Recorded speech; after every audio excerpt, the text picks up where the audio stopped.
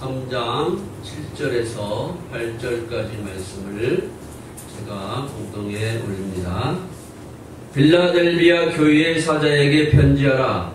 거룩하고 진실하사 다윗의 열쇠를 가지시니 곧 열면 닫을 사람이 없고 닫으면 열 사람이 없는 그가 이르시되 볼지어다 내가 내 앞에 열린 문을 두었으되 능히 닫을 사람이 없으리라. 내가 내 행위를 아노니 내가 작은 능력을 가지고서도 내 말을 지키며 내 이름을 배반하지 아니하였도다. 아멘. 우리가 요한계시록을 쭉 처음부터 자세하게 말씀을 상고하고 또 말씀을 나누고 있습니다. 하나님의 말씀은 그냥 현상적인 문자대로 그냥 읽고 그대로 받아들이면 큰 오해를 할 수가 있습니다. 그런데 그 문자적으로 읽고 문자적으로 그냥 받아들이고 문자적으로 적용해서 살아가는 사람들이 너무나 많습니다. 왜냐하면 문자대로 그대로 해석을 하고 문자대로 그대로 그 말씀을 전하기 때문에 이 말씀의 의미가 그런 어떤 그 현상적인 문자대로 나타난 대로 그런 말씀이 아닌 것들이 많은데 그 반대의 경우도 많습니다.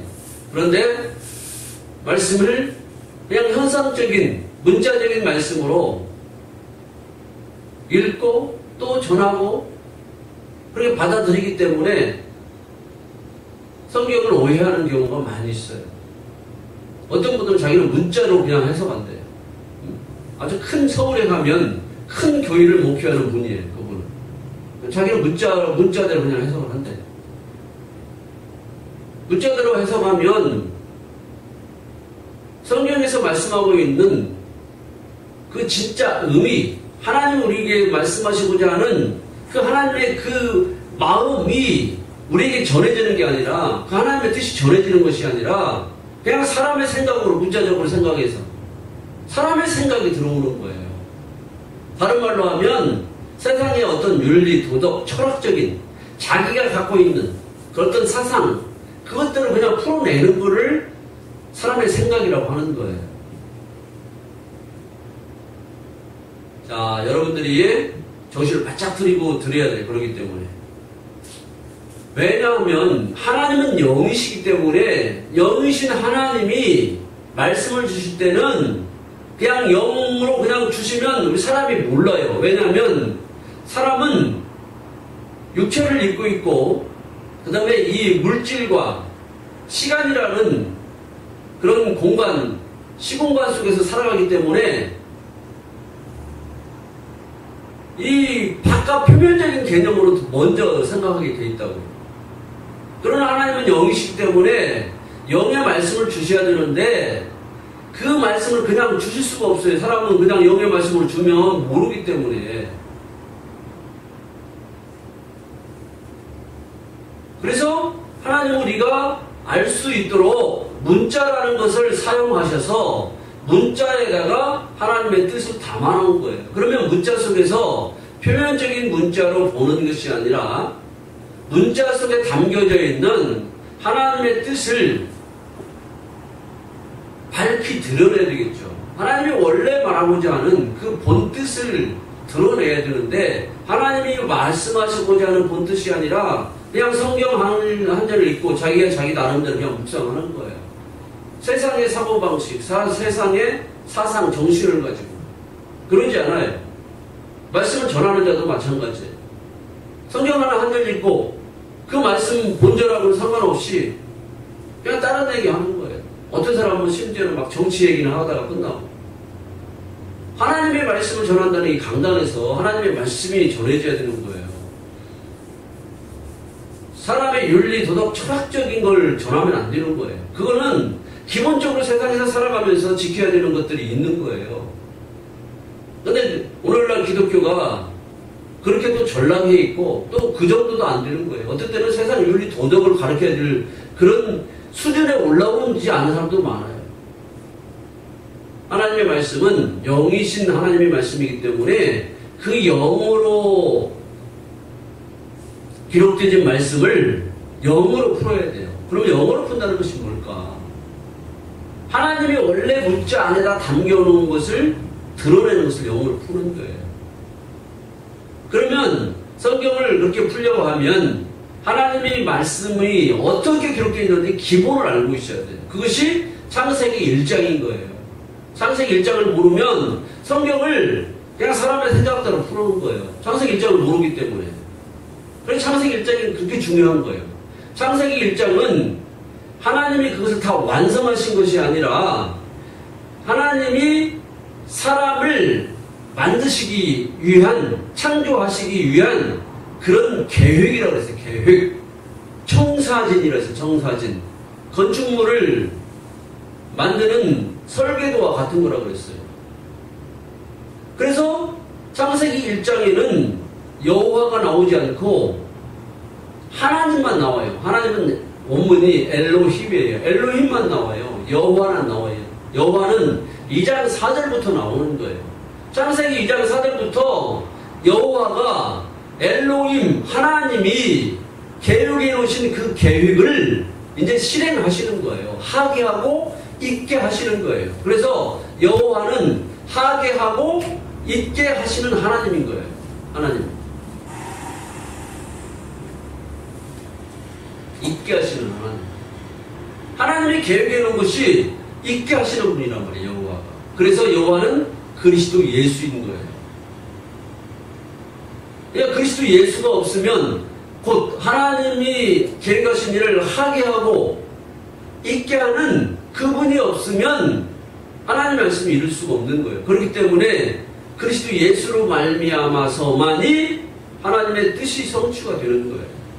그리스도 예수를 받아들이지 않으면 그리스도 예수가 어떤 분인지 어떤 존재인지를 알지 못하면 하나님의 말씀이 우리 안에서 생명화될 수 없고 생명을 얻을 수도 없는 거예요. 자, 성경을 한번 봅시다. 우리가 지금 앞으로도 공부할 건데 5장 1절부터 보면 보좌에 앉아있는 분이 계셔요. 그런데 보좌에 앉으신 분의 오른손에 두루마리가 있어요. 근데 이 두루마리에 안팎으로 써있다고 그래요. 그리고 7인으로 봉해놓았다고 그래요.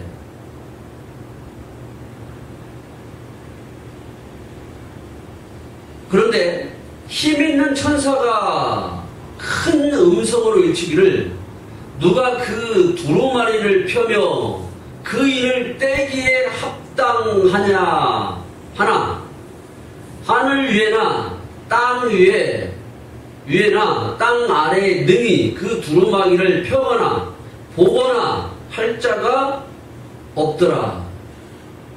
그 두루마리를 펴거나 보거나 하기에 합당한 자가 보이지 아니하기로 내가 크게 울었더니 장로 중에 한 사람이 내게 말하되 울지 말라. 유대 지파의 사자 다윗의 뿌리가 이겼으니 그 두루마리와 그 7인을 떼시리라 하더라. 그러니까 하나님의 보좌에 있는데 이 두루마리가 있어요. 근데 이 두루마리에 봉해져 있어요. 봉해져 있어서 두루마리를 풀어야 되고 그 다음에 인을 떼야 되는데 그것을 뗄 사람이 없다고 그래. 천사가. 그러니까 요한이 보고 막 울었대. 응? 쉽게 말하면 하나님의 말씀이야. 하나님의 말씀. 그러니까 우리는 이런 자리까지 나아갈 수가 있어야 돼. 하나님의 성경 말씀을 읽는데 하나님의 말씀이 몰라가지고 뭔 뜻인지 모르고 그냥 읽는 것이 아니라 문자만 읽는 것이 아니라 하나님의 그 진짜 의미하는 말씀이 무엇일까? 이 말씀이 몰라서 하나님 앞에 이 말씀이 뭐예요? 안 풀어지면 이 요한같이 울면서 하나님 앞에 이 말씀 좀 열어주세요. 말씀이 열려지게 해주세요. 말씀이 무슨 말씀인지 깨닫게 해주세요. 이렇게 할 수 있는 자가 돼야 돼요. 그럴 때 말씀을 열어준단 말이에요. 말씀을 들으려고도 하지 않고 그런 사람에게 자꾸 말해도 안 들어요. 그럼 나중에는 얘기하고 싶겠어요? 자, 다윗의 뿌리라 그래요. 다윗의 뿌리. 다윗의 뿌리를 지금 예수 그리스도를 다윗의 뿌리라고 얘기하는 거예요. 다윗의 뿌리. 그러면 지금 제가 여러분에게 왜 말씀을 현상적인 문자로 풀면 안 된다고 말씀 안 되는지 말씀을 드리는 거예요. 자, 그리스도가 다윗의 뿌리라고 한다면, 자, 뿌리는 뭐예요? 나무가 있게 하죠? 그럼 다윗이라는 나무가 있으면 그리스도가 뿌리라는 얘기예요. 그러니까 그리스도가 다윗보다 먼저 있었다는 얘기예요. 먼저 계시다는 얘기예요. 그리스도가. 그러면 현상적으로 역사적으로 본다고 하면 이 말이 안 맞는 말이란 말이에요. 왜냐하면 다윗은 예수 그리스도께서 오시기 전에 있었던 사람이에요. 약 1000년 전에 있었던 사람. 예수님이 오시기 전에. 그러면 다윗이 그의 뿌리인 그리스도로부터 났다고 하는데 말이 성립이 안 되는 거잖아요. 그러지 않아요? 뿌리로부터 뭔가 나타나잖아요. 그러면 다윗의 뿌리라는 것은, 그리스도가 다윗의 뿌리라는 것은 그리스도가 있었기 때문에 다윗이 나왔다고 얘기하잖아요. 그러면 역사적으로 보면 다윗은 예수님이 오시기 전에 1000년 전에 이 땅에 오셨는데, 예수님 오시기 전에 1000년 전에 살았던 사람인데 어떻게 1000년 후에 나온 사람으로부터 다윗이 나오냔 말이에요. 안 맞잖아요. 그렇기 때문에 하나님의 말씀은 영으로 풀어야 돼요. 영이신 말씀이기 때문에. 그러니까 그리스도가 어떤 존재인지를 알아야 되는 거예요. 그냥 육적으로 풀으면, 역사적인 현상적인 사건으로만 풀으면 안 풀린단 말이에요. 신학자들은 이것을 예수 그리스도의 선제하심이라고 그냥 풀어내는데 그게 뭔 말인지 잘 모르고 그냥 말을 만들고 그런단 말이에요. 예수 그리스도로부터 다윗이 세워진 존재란 말이에요. 그런데 마태복음 1장 1절 봐요. 아브라함과, 우리가 공부했잖아요. 아브라함과 다윗의 자손 예수 그리스도의 계보라, 세계라 뭐 이렇게 번역을 해놨어요. 다윗의 자손 예수 그리스도래요. 그러면 이 말씀하고 안 맞잖아요. 다윗의 뿌리라고 하면 예수님이 뿌리가 되고 그 뿌리에서 다윗이 나왔다는 얘기인데, 그리고 요한복음 7장에서도 이렇게 말씀해요.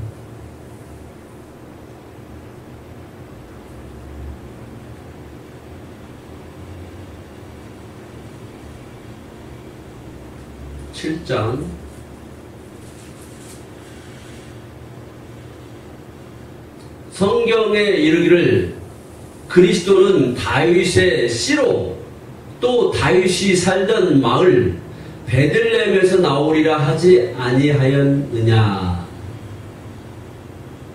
그러니까 이 한 절만 봐도 말이 그냥 문자적으로 현상적으로 보면 안 맞는 거예요. 다윗이 씨라고 하니까 다윗이 씨를 뿌려가지고 거기서부터 나온 그리스도다 이렇게 생각하겠죠.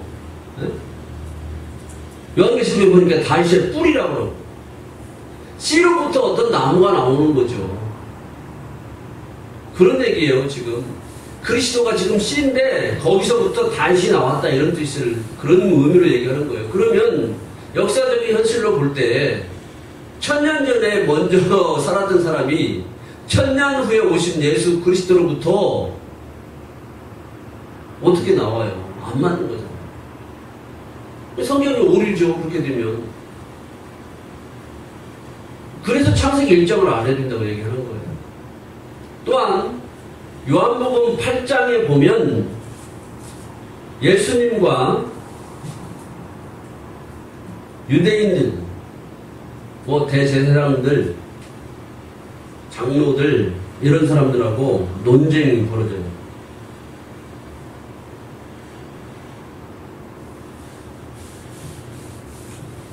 그러면서 유대인들이 예수님이 뭐라 하냐면 예수님이 진리를 말하는데 예수님 보고 유대인들이 이르되 지금 내가 귀신 들린 줄을 아노라. 아브라함과 선지자들도 죽었거늘 내 말은 사람이 내 말을 지키면 영원히 죽음을 맛보지 아니하리라 하니. 예수님의 말씀을 지키면 영원히 죽음을 맛보지 않을 것이다 라고 말씀한 것을 가지고 꼬투리를 잡아서 아브라함과 선지자들도 다 죽었다. 근데 어떻게 네 말을 지키면 영원히 죽지 않냐. 예수님에게 지금 반문을 하는 거예요. 꼬투리를 잡고. 말씀을 못 알아들으니까 그러는 거예요. 그러니까 죽지 않는다는 것이 무엇인지 모르니까 그냥 생물학적인 죽음, 목숨에 호흡을 하는 이 호흡이 끊어지는 것을 죽음이라고 생각하고 사는 것이 또 뭔지 모르니까 이런 우문을 하는 거예요. 우문. 어리석은 질문을 하는 거란 말이에요. 자, 그리고 53절에 보면 너는 이미 죽은 우리 조상 아브라함보다 크냐? 봐요. 지금 아브라함보다 크냐? 또 선지자들도 죽었거늘 너는 너를 누구라 하느냐? 예수께서 대답하시되 내가 내게 영광을 돌리면 내 영광이 아무것도 아니거니와 내게 영광을 돌리시는 이는 내 아버지시니 곧 너희가 너희 하나님이라 칭하는 그이시라. 너희는 그를 알지 못하되 나는 아노니. 그러니까 유대인들이 지금 하나님을 믿고 하나님을 안다고 그러지만 너희는 모른다 그러는 거예요.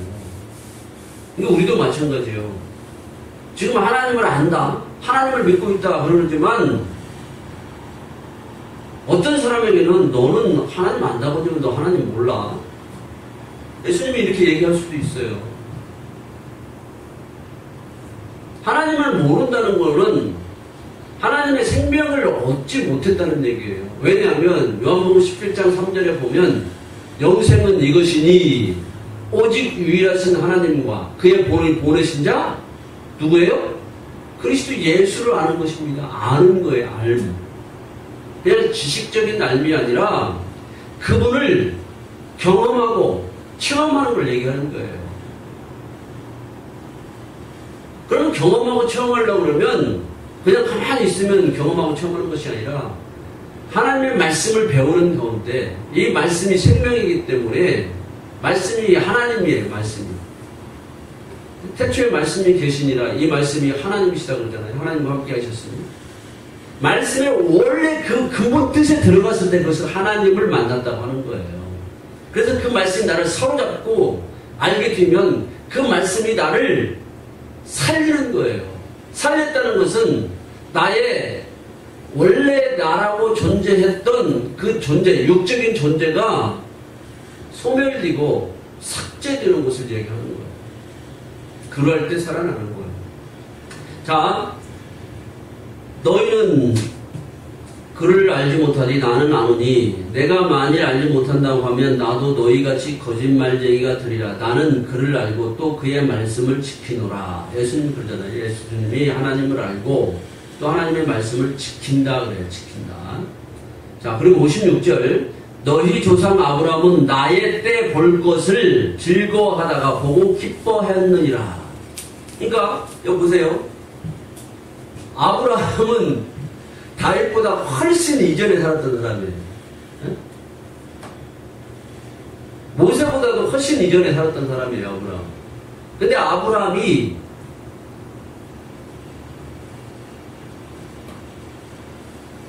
예수님의 때 볼 것을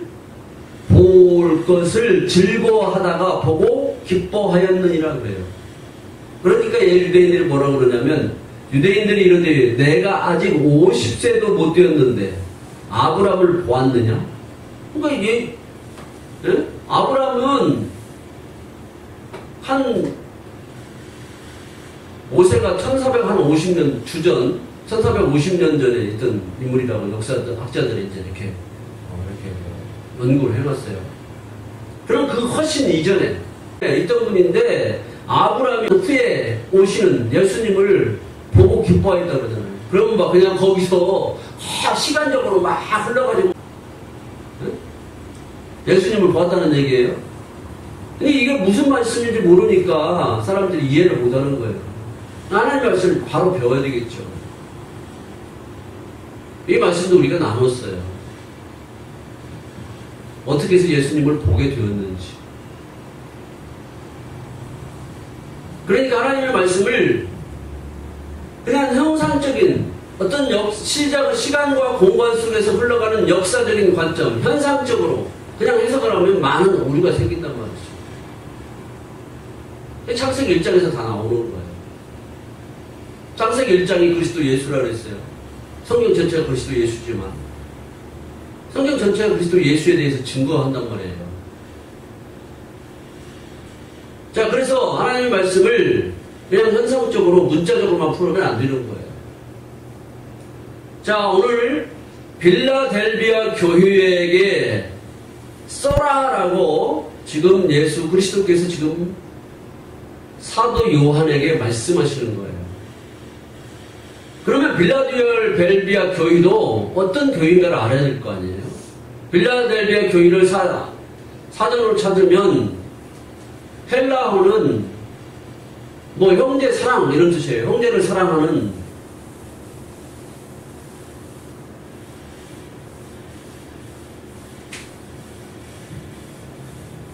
근데 히브리 사전에는 이런 말이 안 나와요. 근데 그 문자에 들어있는 뜻들을 분해해서 보게 되면 여기에 말씀이 깊은 말씀이 들어있는 거예요. 빌라델비아 교회는 하나님이 계획해 놓으신 창세기 1장을 열어가지고 이게 창세기 1장을 계속 강조하는 거예요. 창세기 1장을 여는 거예요. 하나님의 그 계획이에요. 하나님의 계획을 열어서 거기에 매달려가지고 익혀서 열기로 결단한 자들이 모인 그런 교회라고 얘기하는 거예요. 그러니까 하나님의 빌라델비아 교회는 우리 교회가 그런 교회가 돼야 되는 거예요. 내가 그런 교인이 돼야 되는 거예요. 하나님의 말씀을 열어서 하나님의 뜻을 열어서 하나님의 계획을 열어서 거기에 매달려서 그것을 익혀가지고 완전하게 열기로 결단을 해야 돼요. 그런 자들에게 지금 예수님이 말씀해 주시는 거예요. 예, 사도 요한에게 이런 자들에게 얘기해줘라. 오늘 뭐예요? 보면 칭찬하고 인정해 주시는 말씀을 해요.